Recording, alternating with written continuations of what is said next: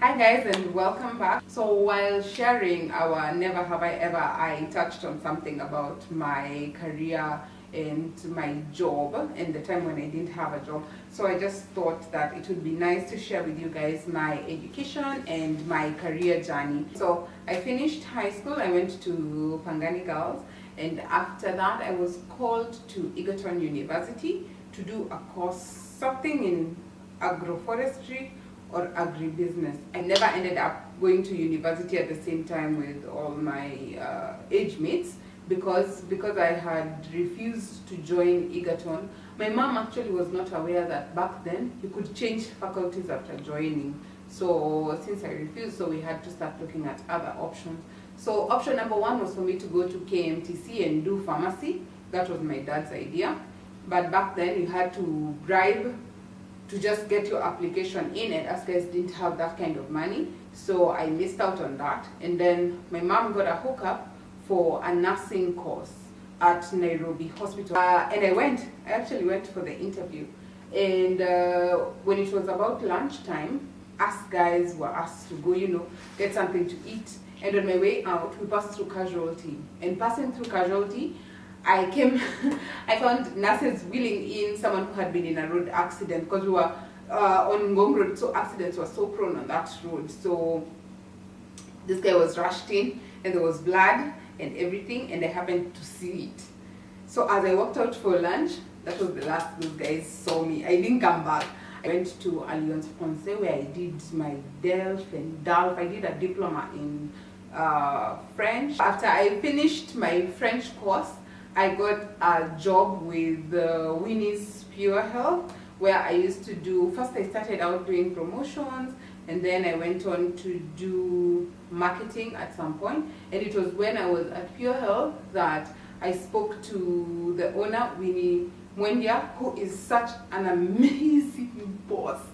Let me tell you, us guys used to have Monday morning meetings, and at these meetings, you would say your performance versus the targets. And if you got it, people would clap for you. She would give us like motivational talks in the morning. Like it was amazing. Forget that we used to be paid very little money because our positions were not so, like we would just go to supermarkets, tell people about the products and all that. And then my big break came when the manager at Nakumatt Mega, where I was posted, came to me and asked me to tell him about the products. So, being Miss Chatty Chatty, I told him everything. I even told him how he can make it. I even went and made for him the tea. As if I was young and enthusiastic and ready to take over the world. And I remember when we went back to the meeting, Winnie asked me, what do you want to do with your life? And I told her I want to do marketing, So she asked me, if I send you out to get orders, do you think you're going to do it? And I just said yes. And then she asked me, so if I put you in charge of Nakumatt, you're going to do it? And I said yes. Did I know how orders were taken? No, but there was no way I was going to say no. So that then changed my journey. Like I just moved from promos to being a sales girl, and I went up and started managing like the central region. So we would go take orders, do our deliveries and all that. So I left Winnie's Pure Health, I think in 2007. In 2007. And then it's the same year that I got pregnant. And so during that time, I moved and went to work at Kenco, which was a call center. So at Kenco, I worked as a call center agent for our internet service provider called Earthlink and People PC. So I worked at Kenco for a couple of months. That's from, I think, February up until November of 2007, and we were let go.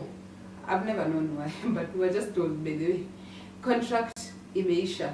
So they gave us a little bit of money because I was expectant. I put all the money towards the baby and everything. And in January, I gave birth. So in January of 2008, after having my baby and everything, that's when all my friends were sort of almost clearing campus. You know, people were in their final years, and the only thing I had to my name was, in fact, it was an advanced certificate in marketing management that I had gotten from KIM, Kenya Institute of Management. So come July, I remember July because Imani turned 6 months, and my mom told me, I'm going to give up my business, take care of your baby, only if you accept to go back to school and make something out of your life. And I said yes. She gave me her ATM and her PIN. I went, withdrew money, paid for school. So I paid at KIM to do a diploma in marketing management.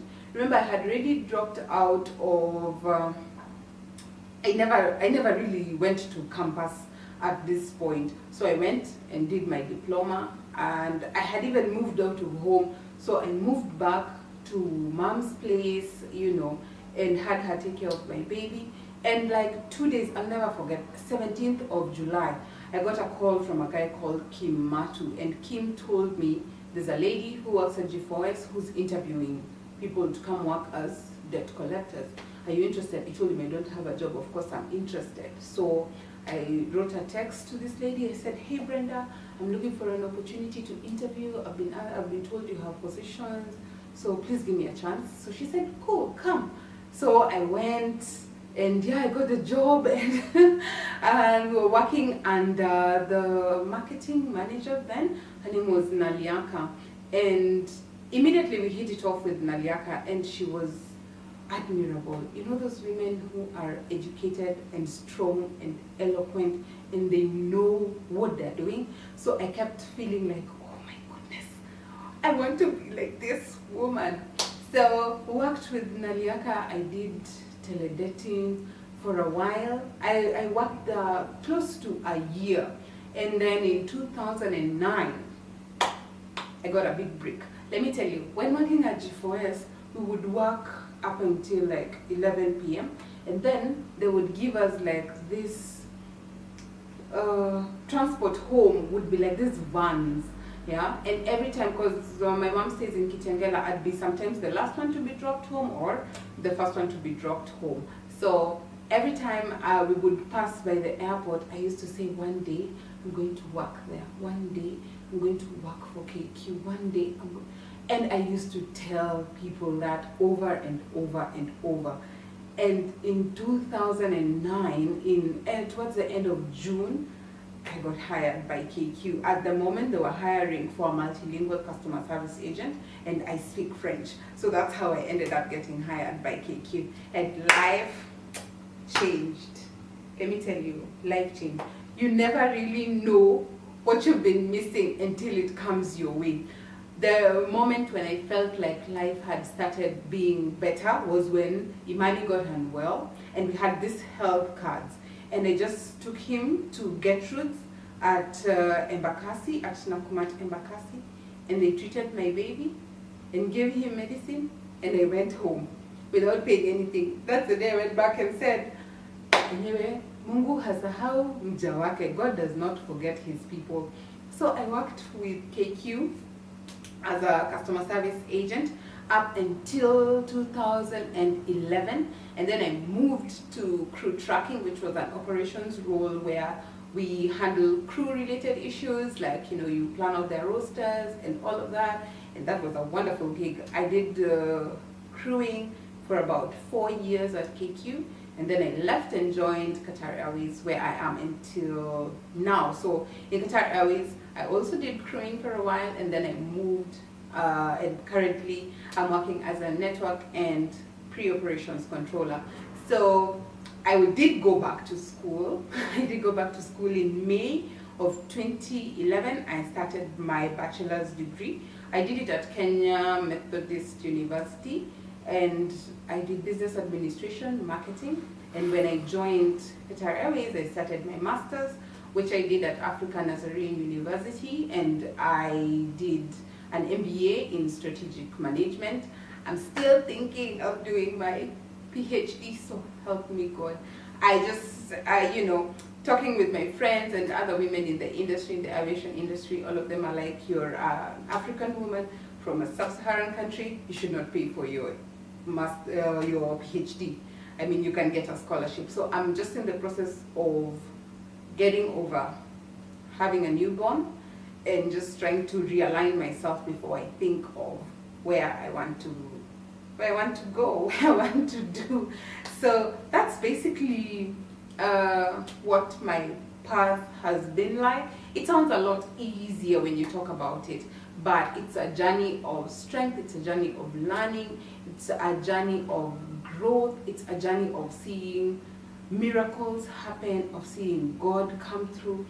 You know, you never really get to truly understand God's plan when you're going through it, but at the end you look back and you're like, oh, how did I navigate that curve? You know, how did I get here? And you see, for me, it's not by power, not by might, not by strength, but by God's Spirit, for sure, because I can't say I'm the smartest. I don't have a godfather anywhere. I've never gotten a through pass through everything. I've had to work hard and I've had to stay focused.